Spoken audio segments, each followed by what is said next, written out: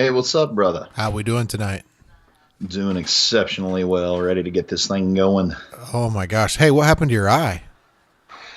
So I teach a Brazilian Jiu-Jitsu class to Uh-huh. homeschoolers, being a homeschooler myself and homeschooling our kids. And Jiu-Jitsu, all of those things are things I'm passionate about.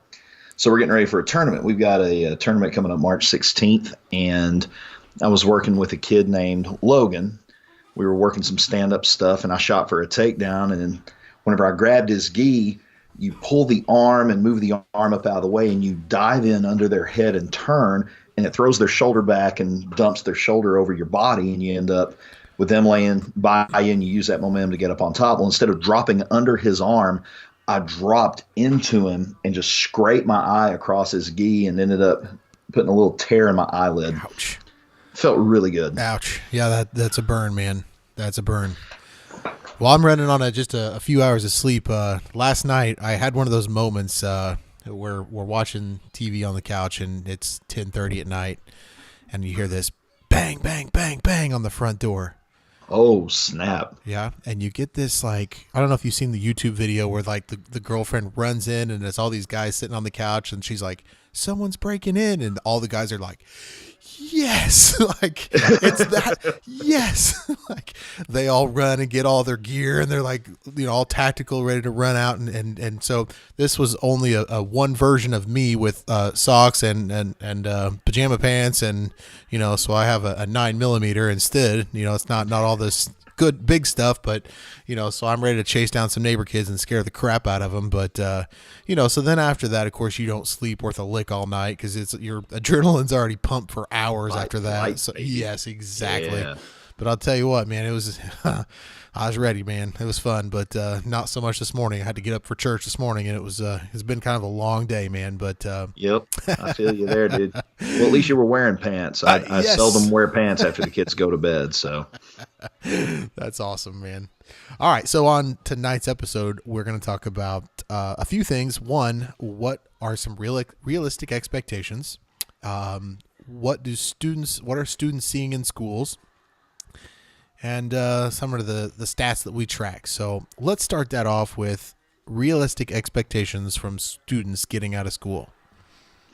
man, it's so hard to gauge that. It's nearly impossible. I mean, you hear about these guys that get out and just straight kill it. You hear about guys like Michael Viscarelli. He gets out, he starts amped after the overwhelming success he had getting out and starting practice. But for every Viscarelli, there's probably 50 guys like you and me who get out, and we have a hard time making ends meet for a little while. Sure. We go to school, and it's funny because whenever you apply for chiropractic school, whenever you fill out the application and you go in and you tour the campus and you talk to the people and everything else, there's all of this talk about how there's never been a better time to be a chiropractor. There's never been a better time to be a chiropractor. They gave you chiropractors that can speech too, huh? Well, yeah, absolutely. I think that they distributed, all the college presidents distributed out to each other, so you get the same speech no matter what campus you go to. So true. Yeah, but you get this speech about how it's a great time to be a chiropractor, and chiropractors get out of school, and our graduates make on average X amount of money, every year, and you get into it thinking, well, here we go. This is going to be a good way that I can serve humanity, that I can help other people. And half the people going to chiropractic school might even know what chiropractic really is. I was fortunate, as we've talked about before, working with a guy who was a Sigafoos guy who was principled until things changed, as they often do. But that's another story for another time. But going into school, I had this expectation. All right, I'm going to get in here. I'm going to get through school. I'm going to get out, and I'm going to straight kill it. So you get that conversation on the one hand. It's never been a better time to be a chiropractor. You're going to make, buku bucks whenever you're out. You're going to see masses of people and change lives. And then you get into your other classes where if you don't do this, you will fail miserably. You will wallow in a sea of misfortune and doom and gloom, and your life will be terrible. And you're going to live in that Honda Civic under the overpass, that we talked about last time. Right. It's, if you don't bill and code this way, well, it's all over. Then Medicare is going to come knock on your door, with SWAT team gear and kind of like you had last night. You're going to get that knock on the door. Medicare is going to knock on your door with all this gear, and they're going to come in and they're going to take you off to prison, throw a bag over your head, and throw you into an unmarked van. And your children are going to wonder what happened to dad, and your wife's going to think you're an enemy of the state and think you're dead. And it's So true, though. You get both of those stories in schools. So as someone going into school, oftentimes you get that incongruency of that message. It's never been a better time to be a chiropractor, but if you don't do things just like this and dot all your I's and cross all your T's, which you should do your due diligence. But if you don't do all these things, you're going to go to prison. You're going to be thrown into the bottom of a pit, never to be seen again. Mm-hmm. So with those two extremes, it's hard to gauge what a realistic expectation of practice really is. Not to mention the practice management companies that are out there. And my gosh, that's a whole other story, huh? That's a whole other podcast right there. My goodness. Absolutely. But then you've got other chiropractors that, have been in the profession for 10 years. And it's hard for me to believe, man. I'm coming up next year will be my 10th year in practice. I've been doing this crap for a decade. It flies by, man, but it's so awesome. I love it. Right. But you get guys who have been in practice for 10 years or 15 years or, maybe even 5 years, and they've struggled. They've had a hard time making ends meet. Insurance doesn't pay what it used to. I mean, we were saying that when I worked for a chiropractor back in, 2000, 2001. Insurance doesn't pay like it used to. Those cats were saying that in the 90s. They're saying it now. Insurance has never paid like it used to. Yeah. And they're having a hard time making their bills, or maybe they're just tired of practice. They're tired of jumping through the hoops and playing the game. So they talk about the profession. They're bitter towards it. They've become jaded. And then you have other guys like Judson, like Lieberman, like Langley, who I miss terribly, man. I wanted to call him the other day, and it still hasn't really dawned on me that he's gone. Yeah. But you've got guys like that who are like, man, get out there and have some fun, enjoy your life, change some lives. You get these guys that are, on fire and passionate about what they do. So there's so much conflicting information, so many conflicting viewpoints out there. Frankly, I don't see how any graduate or chiropractor could ever formulate a reasonable expectation of what practice is really going to be like for themselves. It's extremely impossible. You're right. And that's, I had to kind of laugh because last time I went to Logan, and last time I was there for a conference, I saw, every turn you would make, there would be a biofreeze lab or a standard process, rubber band room or whatever it is. It's always some nonsense, and the thing is, I'm not against good nutrition. Absolutely not. But at the same time, they try to throw all this stuff at people. So when you get out, their first patient that comes in and this is what happened to me, man, they're going to get a foot bath, nutrition, exercise that day. They're going to get some laser on their face. They're going to do this, that, the next, and all this. I mean, it's like, you don't even know what to do with them because there's so many options that are out there. And, I'm not going to say they're all bad by any means, but what we're looking at is kind of, reasonable expectation in practice is that you can actually run a practice without doing all that stuff. And you can be very successful at it, because I know when I first got open and I went to a guy in town and I said, man, I just want to adjust. And he said, well, how are you going to eat? So we kind of, I said, well, here's the thing, and so he says, here's what you do to make money. And you have to do the adjustment and the therapies and this. And he had 4 or 5 different therapies that he would do. Yeah. And here's what ends up happening. And stop me if I'm wrong here, but eventually, whether it's 8 or 10 or however many visits people come in, their insurance dies off.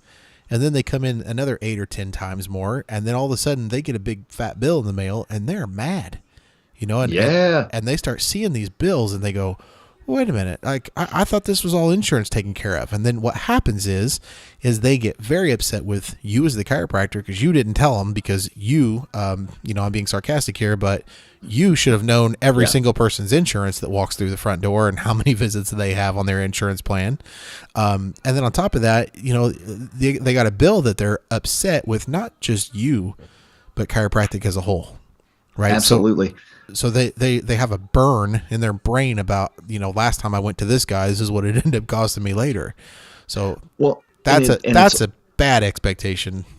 Well, it's all about in that situation. It's all due to a lack of communication on the part of the chiropractor, but it's in the patient's mind. It's not the chiropractor that was the problem. It's chiropractic that was the problem. I went to a chiropractor before, and they just robbed and cheated me, or or whatever. That burns into their mind, and it reflects poorly on the profession as a whole. But that is a bad expectation. I mean, you're absolutely right. And because so much is thrown at you in the realm of nutrition, so much is thrown at you in the realm of physical therapy. And, what was it that you were told? I guarantee you and I were told the same thing in school whenever you're taking PT, whenever you're taking, these clinic classes or whatever else. They pay more for physical therapy than they do for the adjustment. So you need to have everyone on active therapy so that you can get reimbursed at a higher level. Sure. And at that point, if that's what's informing your clinical decision-making skills, at that point, are you doing what's best for the patient, for the practice member? Are you doing what's best for your pocketbook? That's right. I mean, you got to have the money to pay the bills. But you're serving that money hand that we talk about, obviously the business hand and the love hand. I mean, they have to, well, how did Langley put it? Like, they can't know what the other one's doing. Right. Yeah. You can't let one hand know what the other hand's doing. Right. That's what he always said. Yeah, exactly. And that's what happens. And then what happens is that creates a bad expectation of what practice will really be like in the mind of a new grad, because now it's like, okay, well, I need to buy all these rubber bands, and I need to buy these therapy tables and these, weighted socks or whatever else. And I need to do this and rub them with the spoons, and that way I can make more money. And what does that do? It elevates the value of the therapy, while it diminishes the value of the adjustment in the mind of the chiropractor, because then the chiropractor thinks, well, insurance is going to pay me more for this. They're going to pay me less for this. This must be worth less. Right. And so then it's no wonder that we see in the profession chiropractors getting away from the essence of what makes us unique, and that's the detection and correction of vertebral subluxation through the adjustment. And on the other side of that, then they also see that, what got me better? What made me where I am today, right? So they have, 5-6 therapies they're doing every single time for 3 months. Like, where at the end of the day, the patient has no idea what's happened. They don't know that the power of the adjustment. They only have seen all the things together that, who knows what got them, if the therapy helped or not, who knows? Absolutely. And then what does that do? But perpetuates a narrative about what chiropractic is or is not in the mind of society. Mm-hmm. And then chiropractic, in its essence, loses the footing that it should have, and it loses more market share, because then you have a sea of people that don't understand what chiropractic really is, because we're doing all these other things. Mm-hmm. For all the talk about value, for all the talk about the adjustment, the value starts in our own minds with what the adjustment is worth. And if the adjustment isn't worth doing because insurance won't pay for it, well, it's not going to be worth much in the eyes of the patient either. Right. And that's going to domino into another set of expectations for someone in practice. They'll be in practice for a period of time, and they're going to see that things aren't exactly as they should be. It's not all, wine and roses or beer and pizza, whatever your perspective is.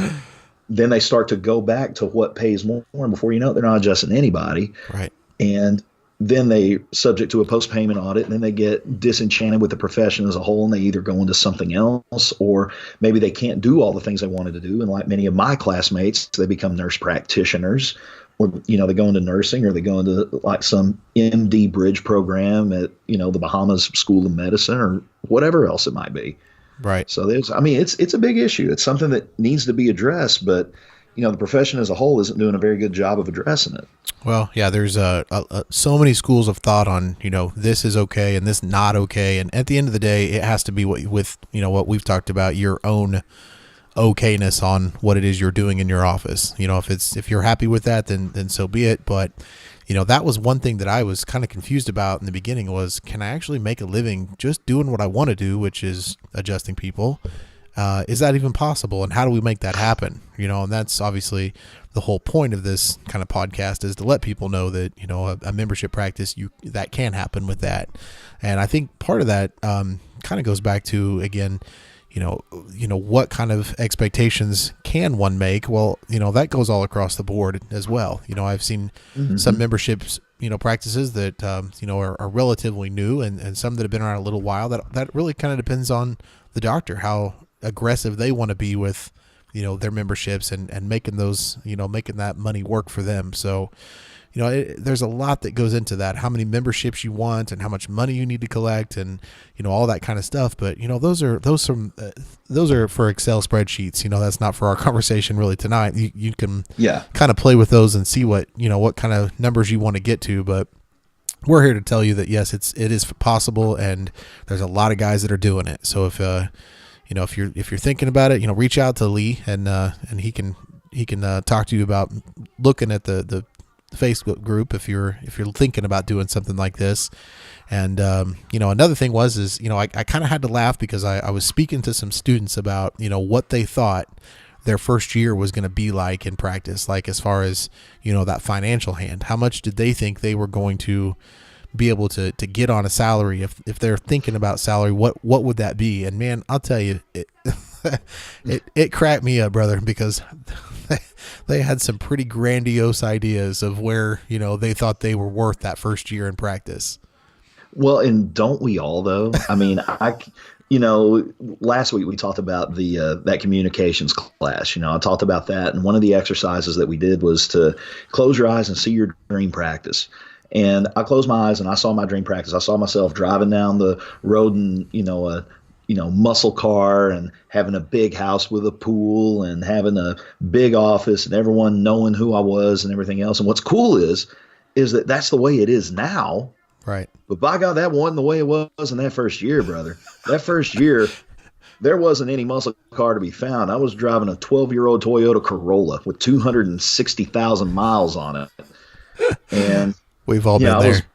Trying to figure out, okay, how am I going to get the money to renew my tag? Right. My tag's coming due, and it was only like $55 or whatever, but still, that first year of practice, it can be rough. You have some people, like I said, that straight up kill it their first year, but bro, they're the exception of the rule. It's, you get these grandiose ideas, and I think that has to do with that skewed value talk. And I know that, value isn't really what we're getting into with this podcast just yet. I know we're going to go into that later, but that value, a lot of docs overvalue themselves while they devalue chiropractic in their own minds. Mm-hmm. They don't really value chiropractic, the adjustment, and what it is we truly do, but they have an inflated sense of themselves. And that's one of the things that kind of worries me moving into the future is how much of that am I going to deal with whenever I start looking for another chiropractor to bring into my office? Right. How much of that am I going to have to overcome? You got these new grads, they're going to expect, well, I'm worth at least a salary of $120,000 a year or $85,000 a year. And it's like, bro, you ain't getting that. You ain't getting it here anyway. Good luck. Yeah. Good luck. So you better be worth your weight if you're going to get anywhere near that. That's going to be tough to do. Now, don't get me wrong. You bring me in $500,000, I'll pay you $125K. You bet. I'll write you a check now.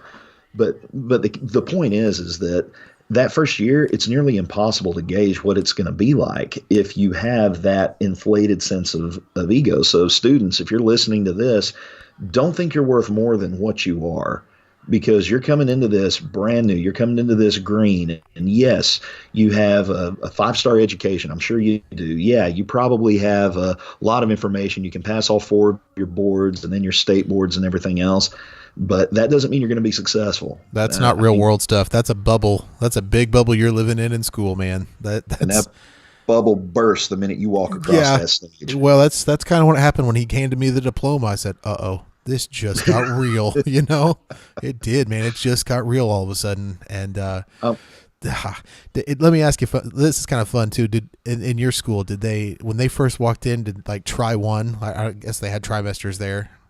We were trimesters. So did they walk in and just start puffing that ego up day one and say, "Good morning, doctors," and that kind of thing? Oh, yeah. We had a white coat ceremony and everything, like the first day of class, because we were going to start our, student clinic observation and try one. So we had this white coat ceremony with the candles and everything. And I've never been a guy for pomp and circumstance. I mean, I think it's ridiculous. I tried to talk my girlfriend in high school into skipping prom so we could go to a rock concert, but she wasn't down for it. Never been a fan of that stuff. So I'm there at this ceremony, and it's this dark room, and we're all holding candles, and they've got these white coats that are going to start passing out. And I'm thinking, are we going to sacrifice a goat here in a minute? This is kind of creepy. But then, good morning, doctors. Oh, you're all doctors doctors now, but you just haven't walked across the stage. Hello, doctor. And that's kind of how we would greet ourselves. And we kind of made a joke about it. But, you hear that enough and it does begin to sit in. And then whenever someone tells you, well, you're not a real doctor, you get your panties in a wad, people get upset. Me, I don't care. You tell me I'm not a real doctor. I'm like, what do you mean by real doctor? You mean one that can prescribe drugs? No, I'm not a real doctor. I don't want to be a real doctor. If I was, I'd have gone to medical school. I'm a chiropractor, and I'm dang happy to be one. Yeah, exactly. That's so true.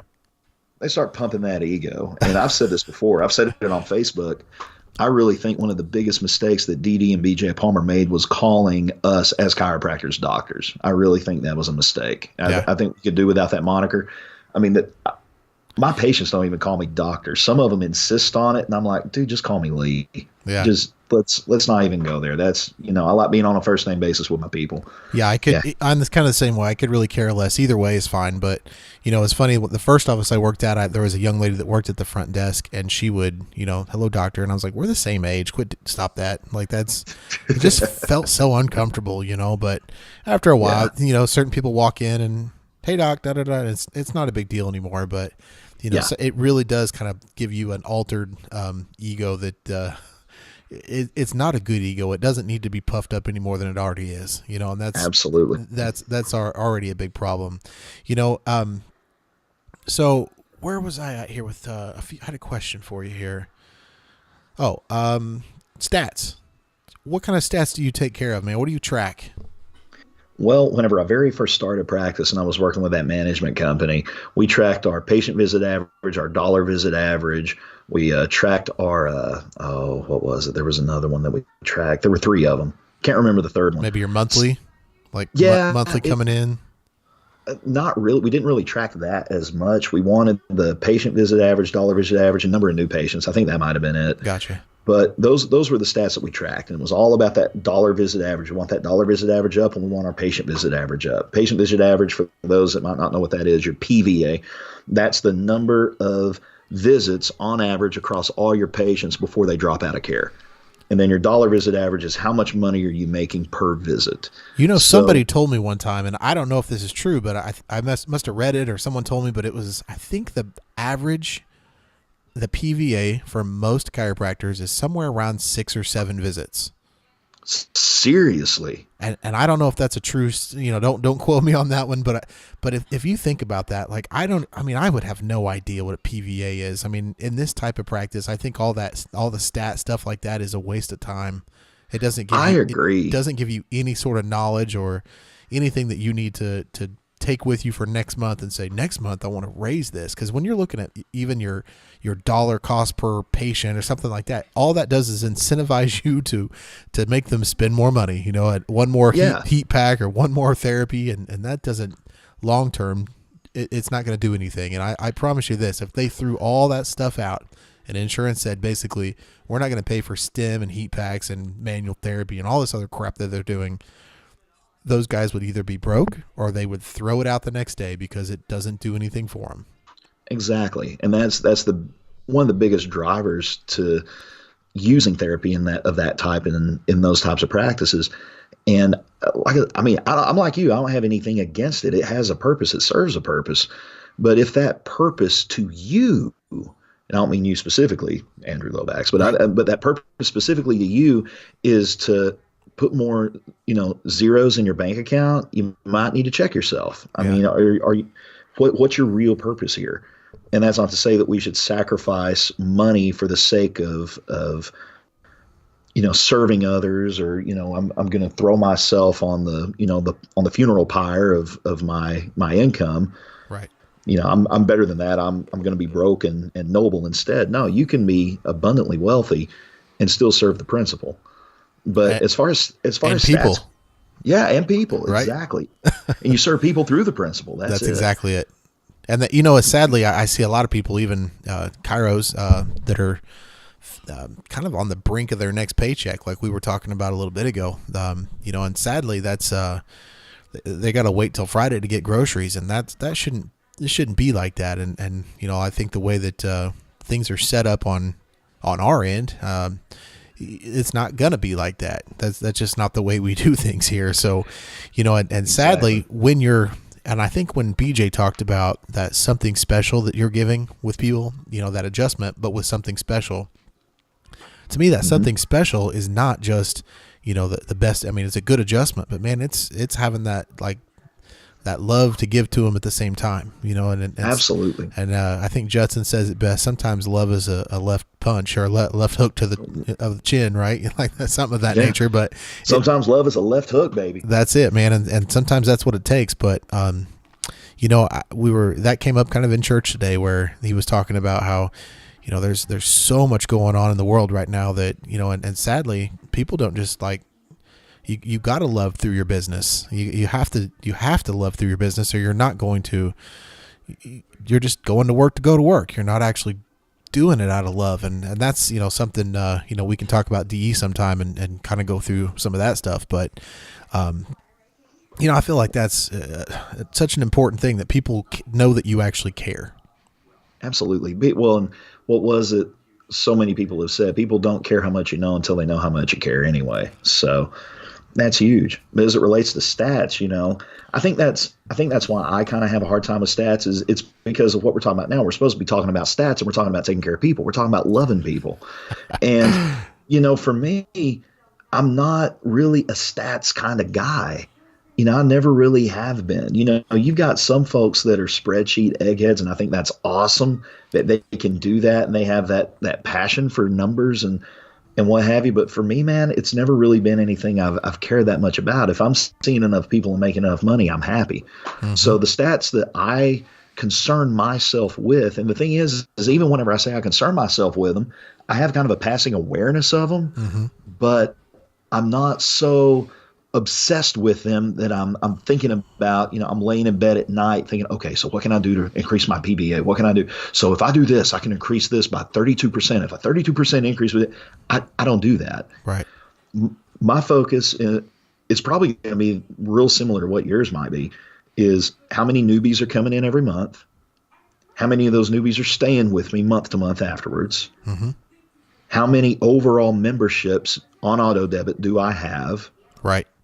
And how much money am I making every month? That's the Fantastic Four for me. I think of that like almost like a pie chart. So the bottom of, because everybody loves pie, right? So it's easy. So if you think about the bottom part of that pie, right, and that's kind of like your memberships every month, and on the top part of that pie, and obviously we can spread that 50%. We'd like to see a lot more new patients coming in, and maybe a small sliver of it of the ones that are leaving.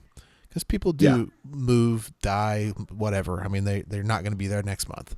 So, that's kind of the only stats I really care about. I mean, it because I know where the numbers are and how much it takes to bring in a certain amount.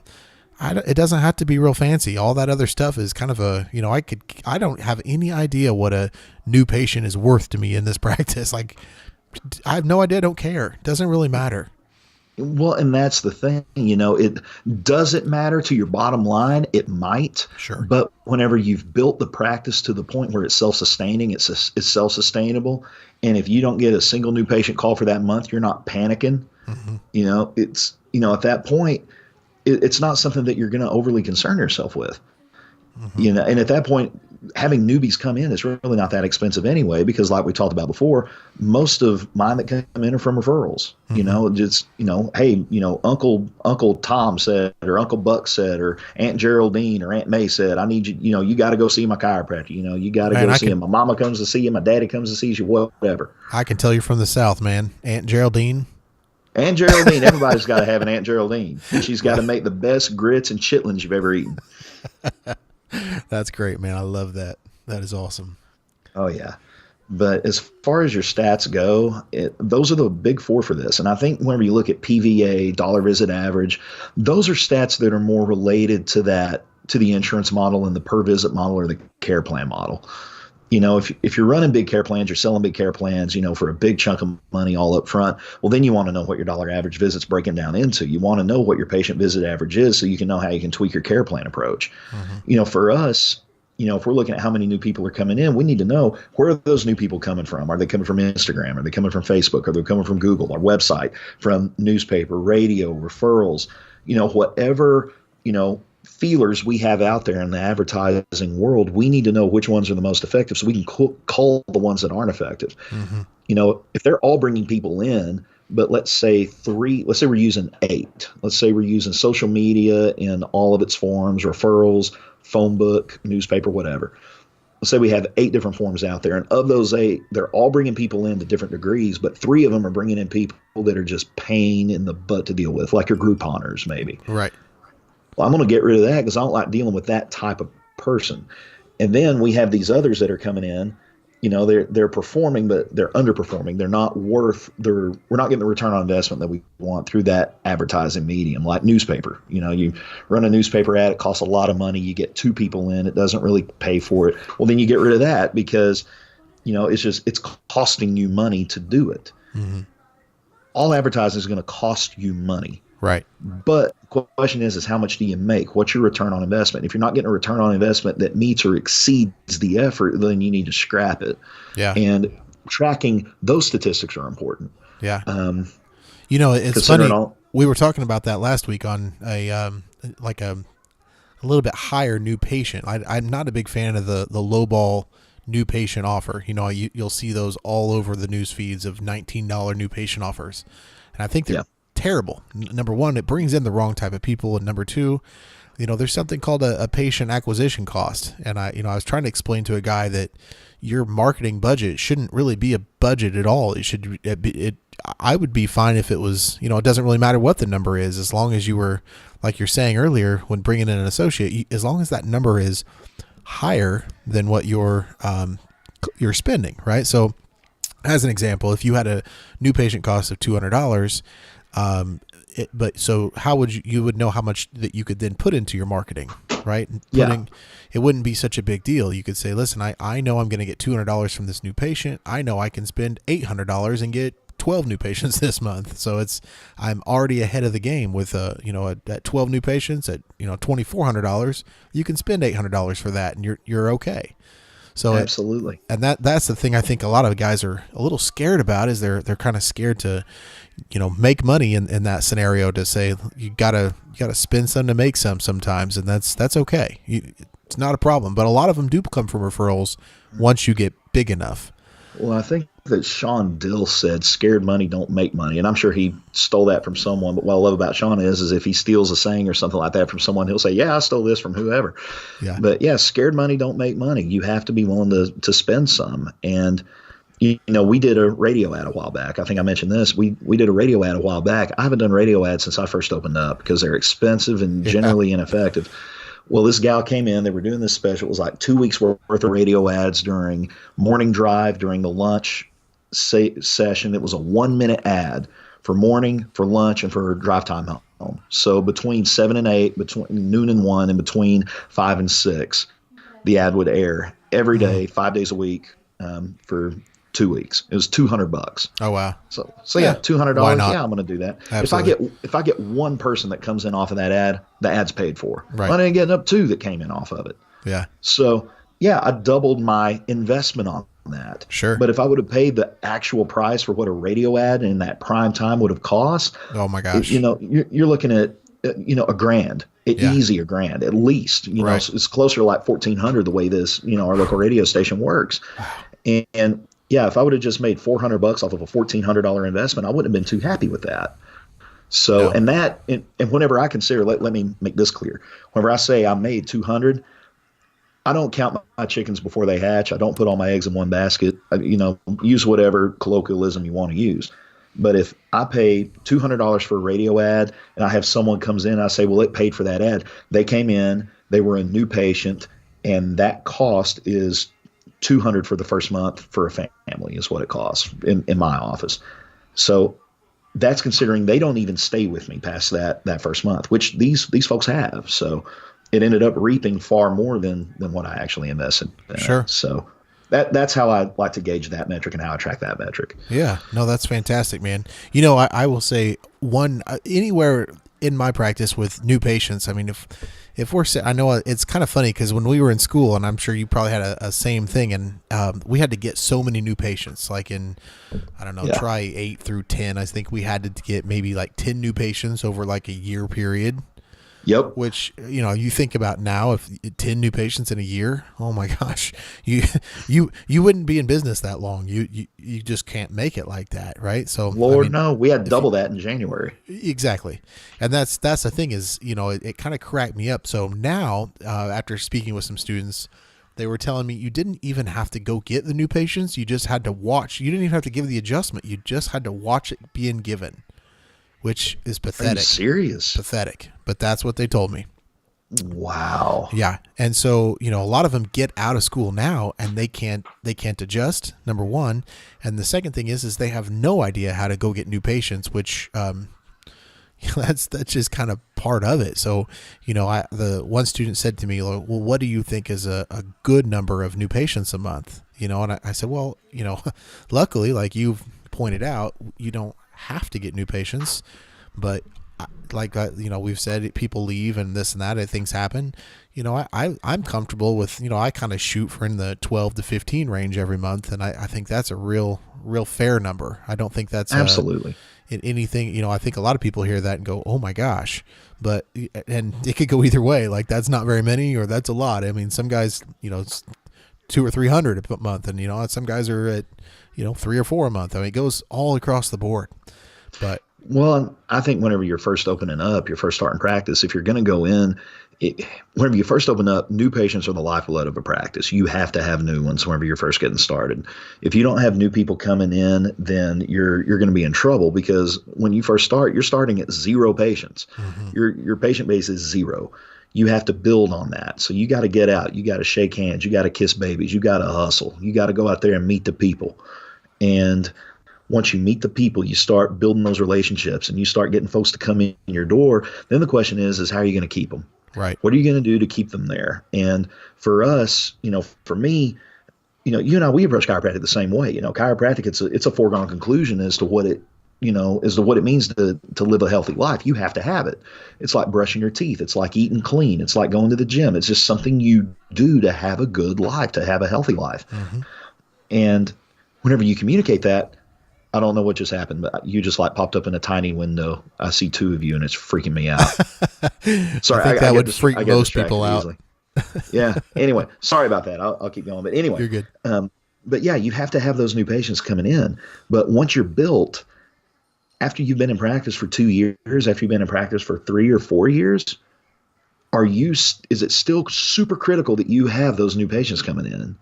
Because if it is, that means you got a leaky bucket. If you've got a revolving door practice where you got folks walking out as soon as they walk in or as quickly as they walk in, mm-hmm. then you got to do some soul searching and figure out, what am I doing wrong? Mm-hmm. What am I not communicating here? What grievous error am I committing that's keeping people from receiving chiropractic care in the same way I offer it to my family, to my friends, to myself? What's the problem? Mm-hmm. Because if new patients are the lifeblood of your practice 10 years in, there's a problem. Then there's a problem. Without a doubt. The last place you want to be is standing outside Walmart with a spine. That is not going to be, you do not want to be doing orientations outside of Walmart at that point in your life. No way. Your first 18 to 24 months, that's what you got to do. And that's one of the things, you do what you have to do. You hustle, you make it happen. You go to the mall and you set up and you screen. You go to the grocery store, you go to Walmart, you do what you have to do to get folks in the door, to get your name out there. But if you're still doing that 10 years in, then you got to reassess where you are, because that's one of the things I love about this model. We haven't done a screening, in 7 years, 8 years. It's been a long time since we've done a screening. I'm in my 9th year of practice. I hated those days. 7 years. Hated doing those. Yeah. Now, last year we did an event, which I didn't consider it a screening. We went to the YMCA because one of the directors there at our local YMCA is one of my people. She's one of my members, and she asked us if we'd come out. I was like, well, heck yeah, we'll come out. So we set up a table, had some information, and we didn't say, yes, here is your spine. There are 33 vertebrae, 24 of these vertebrae are freely movable, and then you have nerves that exit between each one, and this is a vertebral subluxation. We went out, we met people, we talked to the people, we got to know them, told them about who we are and what we did, expressing, and just went out and had fun. We weren't screening. We were just going out and, glad handing folks. Yeah. That's what I like to do. So that's a fun screening, and where people get to know you, and that's who they want to do business with, is who you are, not necessarily the guy that's in the white lab coat, because that's just scary. Absolutely. Actually, one time I was at a home show and I asked a guy, like I saw a kind of a new guy in town, and I said, "Man, I'm glad you're here. I could really use an adjustment." And he said, "Well, not without a proper exam first." And I kind of laughed, because I was like, "Come on, man, are you serious? Like, nobody, I don't have time for that today. Like, let's just do it, and then I'll come in next week." Right? Yeah. Not gonna happen, but that's I joke with all my people. I tell them the reason I became a chiropractor so I'd never have to pay for another adjustment again. Right. Yeah. Right. Yeah. So true though, man. So true. I think I did get in trouble one time for, they were doing a home show downtown, and instead of, me like signing up to do the home show, like to spend the $500 or $600 you're supposed to spend to go in it, I just spent the money on flyers and put it on people's car outside the home show. Yeah, it was great. It was pretty terrible, but I got a mean call from that the next day of, you shouldn't do that, and that's not right. I thought it was funny, but it got me. I still got a lot of calls from it, but it was good. Yeah, better ask for forgiveness than permission. Right? Sometimes. Yeah, that's funny. Well, that was one thing I thought it was important to cover with new people getting out of school, because I think a lot of their expectations are just so far fetched that it's just easy, and just hang your shingle and it's just going to happen for you, and don't go get a brand new Mercedes, but get a nice car, and that's just it's not realistic for most people. No, it isn't. I know it wasn't for me, and I know you and I have talked about that before. That first year's hard. It's tough. It's hard work, but it's worth it. Yeah. I mean, the persistence, if you persist and you do the work that needs to be done, it pays dividends. It absolutely pays dividends. You will build a life that few people are able to accomplish and that many dream of. Yeah. And it's not pie in the sky if you do it right. But that first year, you've got to manage those expectations. You've got to temper that, that vision. Keep the vision, pursue the vision, but be realistic. Understand that you're not going to get out and, be driving, like you said, a Mercedes or a Maserati. Whenever you get out, it's going to be lean for a little while, but you can build it, and you can and will succeed if you do the right things and you do it the right way. What's your thought about how long it should take you to do that, you think? Well, for me, it took a while. It took longer than it should have. Well, all of us are in that boat. But the beautiful part is like if they were to join, the group, obviously, they could get in contact with you, and we can. How do they get in contact with you if somebody was interested in kind of learning some more of this stuff? I mean, obviously, we're going to talk about it, but. Oh, absolutely. If you're listening to this, first of all, let's tell you what the group is. I moderate a Facebook group that has somewhere in the neighborhood of 500 plus members on it for the membership practice. Tim Langley is the man that started the group. He's the man that helped Dr. Andrew become the man he is today. He's the man that helped me become the man I am today. He helped me be successful, and he passed away earlier this year, and I miss him horribly. He's the one that started the group. I've helped him moderate it, and it's kind of fallen to me now to kind of help keep the group going. There is no charge to get into this group. Some of you might be listening and thinking, here's the swerve 3 episodes in. This is their angle here. They're trying to get us to sign up and pay the money for the group. It's absolutely free of charge. We don't charge anything. We help each other freely. If you want to get a hold of me, you can reach out to me on Facebook, Lee Grant. You can email me at drleeg@gmail.com. That's dr.lee.g@gmail.com. Or you can text me. You know what? I don't know if I want to give my phone number out since this is a public broadcast. This is going live. So just email me or shoot me a message on Facebook, and I'll get you added to the group, and I'll reach out to you. And if you're struggling, if you're having a hard time, if you're in a bad way, I've been there. I know how that feels. Tim Langley helped me, and I will help you in the same way. And I'm not going to charge you a dime for it. So holler at me, and I'll help you in any way I can. I wouldn't be afraid to put your number out there, man. I write it all over for a good time. Call Lee Grant. That's why I keep getting those phone calls with the heavy breathing. Right? Dirk, how could you? How could you? I maybe you're writing it too. I'm not sure. Only when I leave the state, baby. Only when I leave the state. Yeah. Yeah, it's so interesting to see the dynamic of the folks that are kind of getting started in something like this. Though I think a lot of them are just, some of them have been through the ringer, and been through some of the practice management, and I did several years of that myself, and then Yep. some of them, have just getting started, and I kind of almost have to feel sorry for the folks that just get started in something like this, and they're already kind of get to the light before they've been through all the darkness, because they go, well, I don't really know what it's like to deal with insurance because I never did that. I just started doing it this way, and I'm like going, man, I kind of want to just push you through the insurance nightmare and the headaches, because then you really appreciate what this is. Because if you don't go through all that other garbage, you just, Absolutely. I hope they still have the appreciation. I've seen, there's a specific person I'm thinking about in the group that, has said that. And I just kind of laugh because, man, it's, I see that. And I just like, man, that would have been nice not to have to get punched in the face every morning for the first 3 years, like that is just brutal, chasing the mailman and truth, man. trying to figure out like, how to pay for dinner that night and that kind of stuff. And that's that's a absolute headache. So yeah, man, that's I think it's really cool. And boy, that group's really grown a lot. And I think it's really cool that with the amount of information in there, I think sometimes, there's a lot of different opinions that kind of come out, but that's okay too. You just got to find kind of what works for you. But it gives you kind of I think a leg up for the folks that don't have, that just have that medical mindset that school gives out.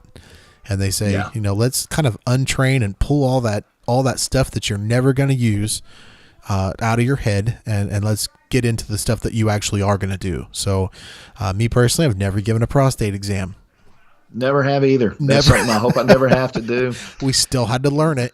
Still Yeah. had to do it. But never am I ever going to do that. Never. So I convinced one of our classmates when we were going through that class, and we had the lab and the mannequins and everything else. I managed to convince one of my classmates that we actually had to perform the exam on each other, and he was terrified. oh, geez. And I got some of his buddies in on it too, and they were terrified, or he was terrified because they had convinced him that was how it was going to go. So whenever he walked out of the room, he was relieved and upset. It was hilarious. You had to be there.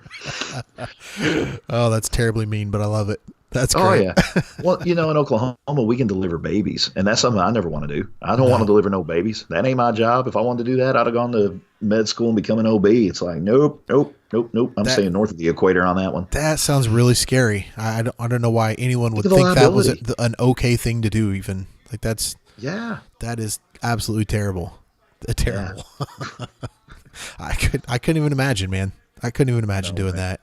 I've watched both of my kids, and that was enough. I didn't want to no part of being in the the ringleader of that circus. No way.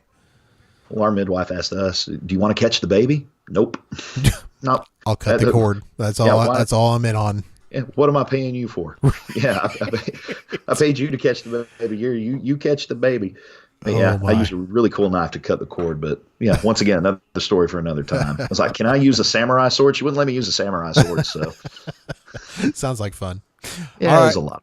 Lee, let's wrap her up tonight, and we will see you next week. Sounds like a winner, brother. You guys take care out there, and keep the peace, keep the faith. It'll all be all right. Reach out to either me or to Andrew if you need anything. We're happy to help. Fantastic. See you next week, guys.